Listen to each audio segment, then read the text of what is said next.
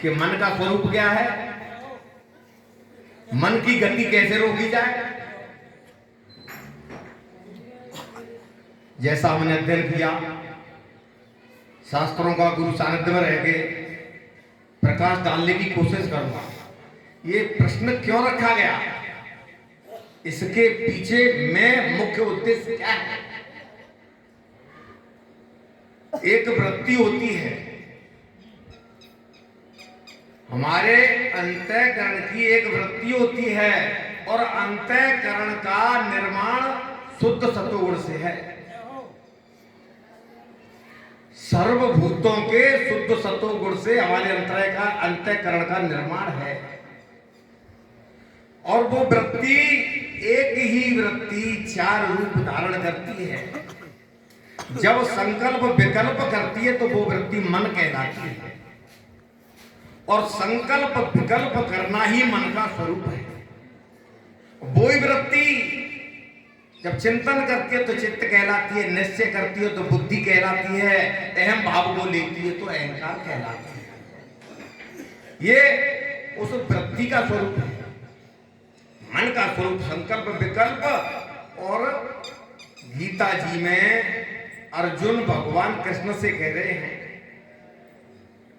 कि हे वासुदेव, आप अगर कहो तो मैं इस हवा में गांठ लगा सकता हूं, लेकिन इस मन की गति ऐसी है जो मुझ पर नहीं रोक पाती है। तो जब अर्जुन जैसे नर के अवतार नारायण के साथ में रहने वाले वो इस बात को कह रहे हैं, तो इसमें कोई विशेष बात है भैया। मन को न तो आज तक कोई रोक पाया और न कोई रोक पाएगा। एक काम जरूर हो सकता है, रामायण हमारे रामचरितमानस में एक चौपाई आती है कि उल्टा नाम जपा जग जाना, वाल्मीकि भये ब्रह्म समाना। उन्होंने अपने मन की गति को संसार से उल्टी करके और परम तत्व परमात्मा में उन्होंने अपने मन की गति को जोड़ दिया। तो तुम्हारा मन जो है गलत दिशा में जा रहा है, उसको मोड़ के परमात्मा की तरफ लगा दो। बस यही मन का कंट्रोल में करना है। मन कंट्रोल में किस लिए करोगे, उस परम तत्व में जोड़ने के लिए ही तो कंट्रोल में करोगे। संसार से बस अपने मन को मोड़ दो, परमात्मा में मन को लगा दो, यही मन को रोकना है। अगर तुम्हारा मन तुम ये कहो कि बिल्कुल ही रुक जाएगा तो तुम व्यवहार नहीं कर पाओगे, न खाना खा पाओगे, न पानी पी पाओगे, न कुछ समझ पाओगे, न चल पाओगे, न फिर कुछ कर ही नहीं पाओगे। इसलिए मन की गति को उस परमात्मा में आप जोड़ दीजिए।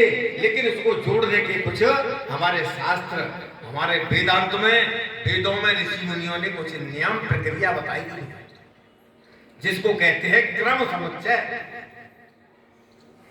और एक होता है सम समुच्चय। सम समुच्चय का मतलब होता है कोई बात कहीं से कह दी, कोई कहीं से कह दी, कोई नीचे से कह दी तो कोई ऊपर से कह दी, उसका कोई क्रम ही नहीं है। और क्रम समुच्चय का मतलब होता है सीढ़ी दर सीढ़ी चलना। जिस व्यक्ति ने शास्त्रों का गुरु सानिध्य में रहकर अध्ययन किया है, वो क्रम समुच्चय को लेकर के चलता है। तो हमारा कल्याण किस तरह से होगा, यानी मन की गति हमारे उस परम तत्व में कैसे जुड़ेगी, तब हम परम उद्देश्य तक पहुंच पाएंगे। तो आइए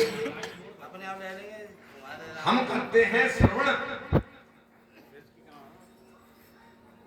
विवेक, वैराग्य, घट संपत्ति और मुमुक्षुता, यानी चतुष्ट साधन युक्त जिसका अंतःकरण शुद्ध हो गया है, वो श्रवण करने का अधिकारी है, सत्संग को समझने का अधिकारी है।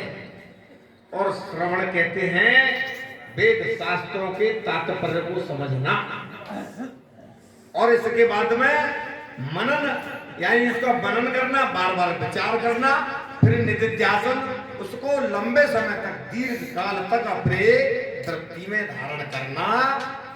उससे हमारा मन उस परम तत्व में स्थापित हो जाएगा, स्थिर हो जाएगा। इसी के साथ वाणी को विराम, सबके चरणों में राम राम।